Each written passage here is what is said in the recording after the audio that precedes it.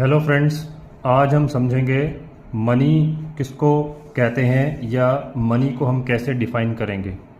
तो यहाँ पर जो एक सब्जेक्टिव लैंग्वेज है, it is an instrument that is generally accepted as medium of exchange, measure of value, store of value and standard for deferred payment. उसी को हम मनी कहते हैं। इसका मतलब ये है, ऐसी कोई भी चीज़ जिसको हम एक्सेप्ट कर सकते हैं as a medium of exchange.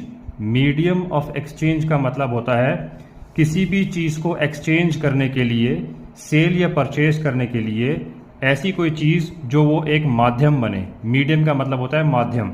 उस चीज़ से हम सेल परचेज कर सकें, उस चीज़ से हम किसी भी दूसरी कमोडिटी की वैल्यू को मेजर कर सकें। तो यहाँ पर लिखा हुआ है मेजर ऑफ वैल्यू, यानी कि ऐसी जो इंस्ट्रूमेंट है जिसको हम मनी बोल रहे हैं, उससे हम दूसरी कमोडिटीज़ की वैल्यू को मेजर कर सकें।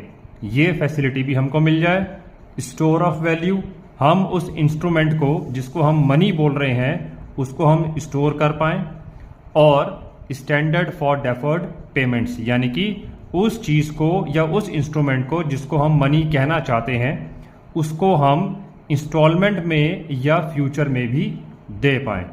जाहिर सी बात है, इसमें हम गवर्नमेंट का रोल को बीच में से नहीं हटा सकते, क्योंकि जो हमारी मनी है या जो करेंसी है वो हमको गवर्नमेंट ही या सेंट्रल बैंक प्रिंट करके देती है। तो उनका जो भरोसा है उस इंस्ट्रूमेंट पे, तो वो भी हमको साथ में रखना पड़ेगा।